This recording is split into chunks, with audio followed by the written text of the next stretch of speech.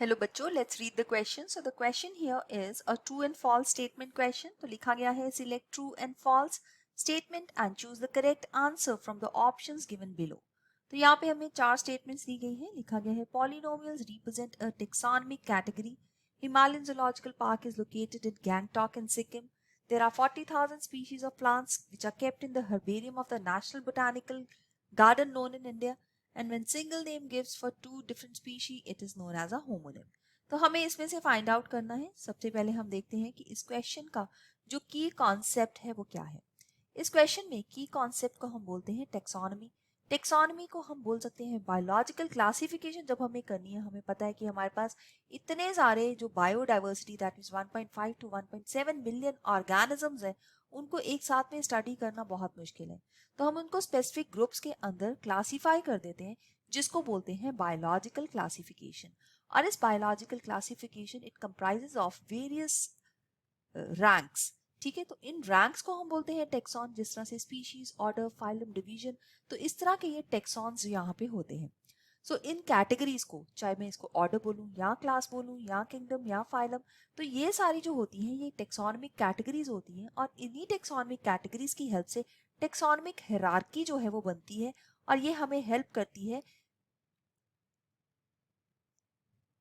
Organisms को classify करने के लिए.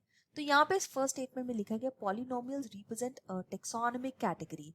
तो यहाँ पे ये स्टेटमेंट बिल्कुल ही फॉल्स स्टेटमेंट है, बिकॉज यहाँ पे एक जो ऑर्डर होता है उसका नाम जो है वो लिखा गया है, बट ये रॉन्ग लिखा गया है.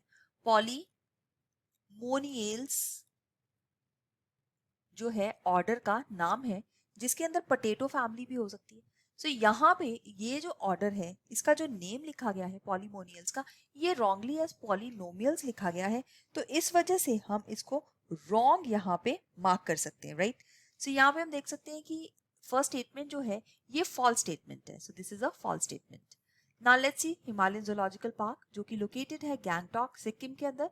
ये बिल्कुल ट्रू स्टेटमेंट है. ये नेचुरली ये जो पार्क है हिमालयन जूलॉजिकल पार्क जहाँ पे एनिमल्स को रखा गया है वो गैंगटॉक और सिक्किम में ही है. 40,000 स्पीशीज है which are kept in the herbarium of the national botanical garden.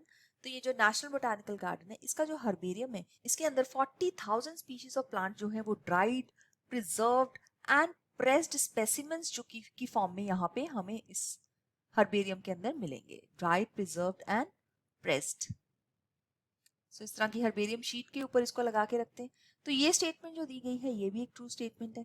और फिर लिखा गया है when single name is given for two different species it is example of homonym. ये भी बिल्कुल करेक्ट है. तो एक ही जो नाम है जिसको होमोनिम बोलते हैं वो दो डिफरेंट स्पीशीज के लिए जब यूज किया जाए तो उसको we call it as homonym. तो ऐसे भी केसेस यहाँ पे हमने देखे. तो ये स्टेटमेंट जो है वो ट्रू स्टेटमेंट है. तो हम देख सकते हैं इस केस में हम लोग जो डी ऑप्शन है इसको बिल्कुल सही आंसर इसका मार्क कर सकते हैं. So this is the correct answer, that is the D option. So let's mark this as the correct answer for this question, that is the D part.